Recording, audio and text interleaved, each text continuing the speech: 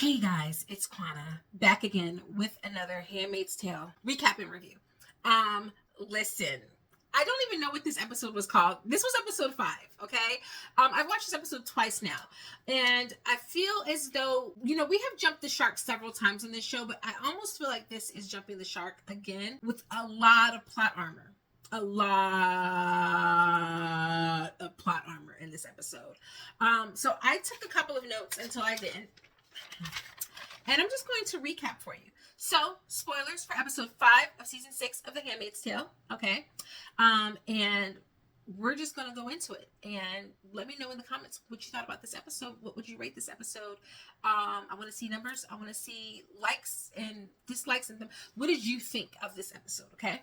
So, Luke and June are on their way into Jezebel. She is dressed as a Martha. If you will recall, very briefly in episode 3, when we got Aunt Lydia visiting Jezebel's for the first time, we find out that the Marthas have their faces covered to avoid tempting the men. Now, while I appreciate the setup for this episode, come on, it's plot armor. It's plot armor.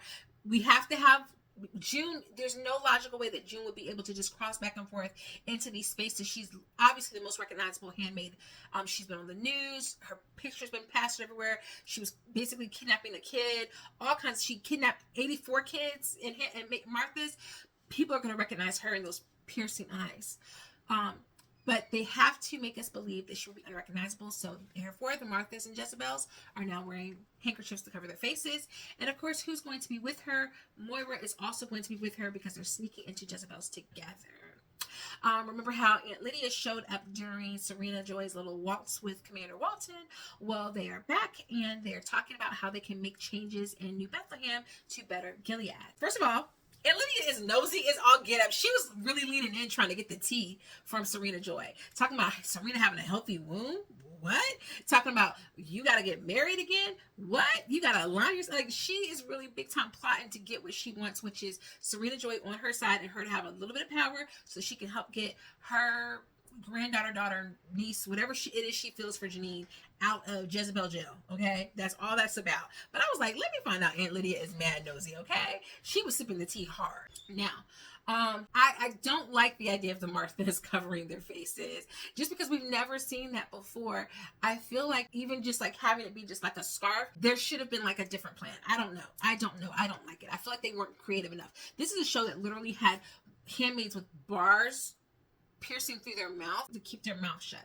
Y'all could come up with something a little bit better than some scarves around their faces. I'm just saying, they could have been like some masks, some something.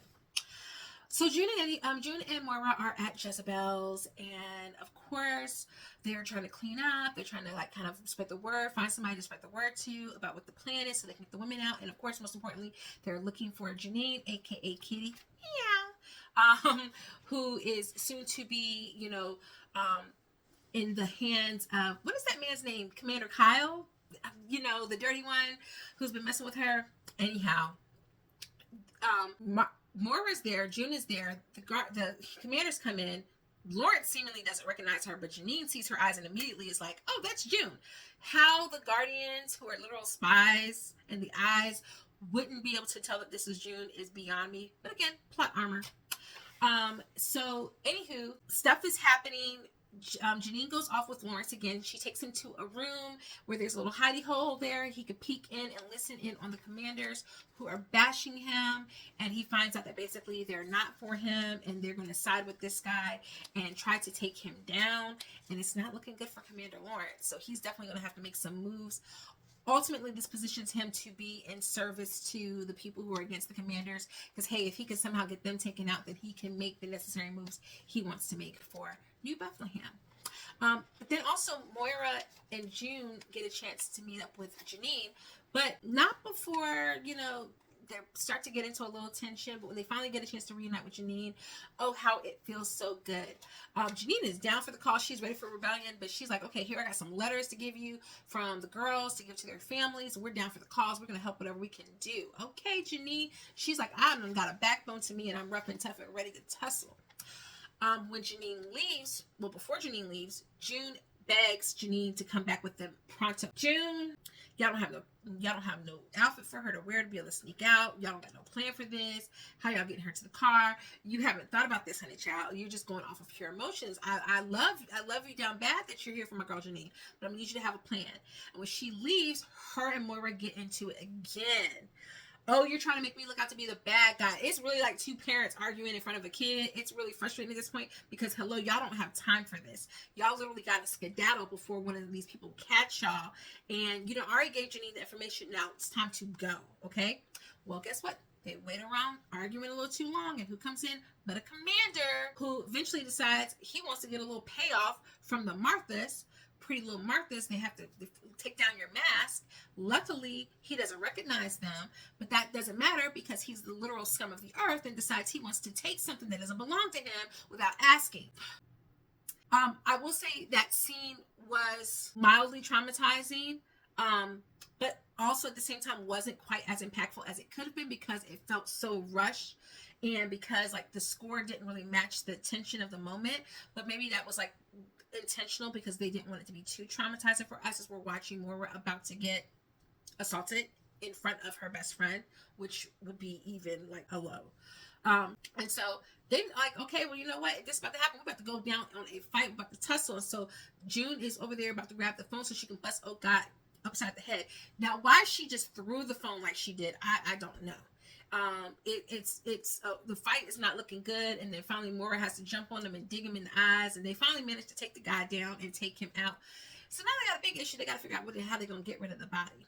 Well, they end up putting him on the conveyor belt and taking him down to the boiler room where the incinerator is, and ashes to ashes.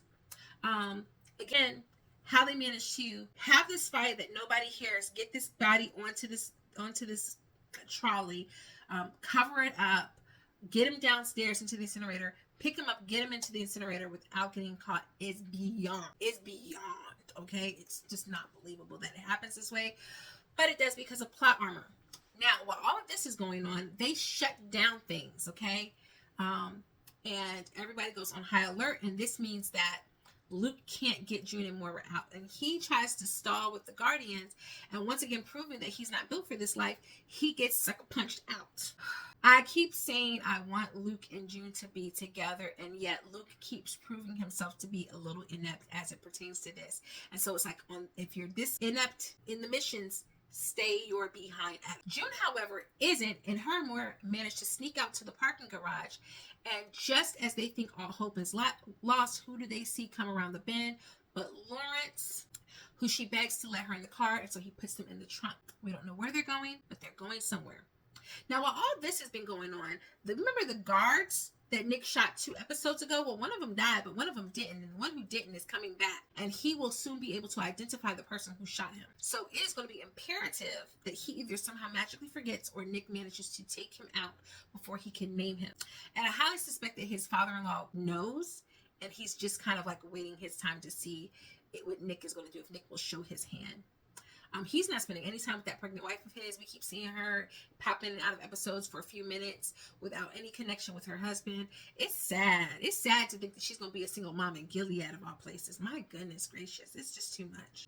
Most important thing that probably happens aside from all of this in episode, because I don't want to pretend like it didn't happen, is Serena Joy is on her way to her happy ever after as Gabriel Wharton pops the question and says, will you be mine? So the question of the day, because again, I am not wanting Serena Joy to have her happy place, but I don't know what the show is doing. It seems like we're going in that direction. Is Gabriel sincere, or is he pulling kind of like an okie doke on Serena? Let me know in the comments what you think. Is he sincere? Is he sincere about allowing her to continue to read and have her sense of independence? That's the biggest thing, because I think he might want her as a trophy, but to think that he's actually going to allow her to do all the things that she wants to do, I just feel like that's a little bit too naive. This episode had a lot more action than the last 2 episodes, and so for that, I will bump it on up to an 8.5, but we got to get somewhere soon, okay, guys? We got to get somewhere soon in the show. We're knocking on episode 6. I think there are only 10 episodes this season. This is the end of the show. What are we to do? I don't know. Please, dear God, none of these for the rest of the show. I can't. I'm going to start watching the show with my eyes closed. But that aside, I still do love the show. I still do love it, and I hope you love it. And let me know your thoughts for what's going to happen in next week's episode in the comments. And I will see you guys next time, okay? All right, take care. Do good things in the world. Be good people. And God bless.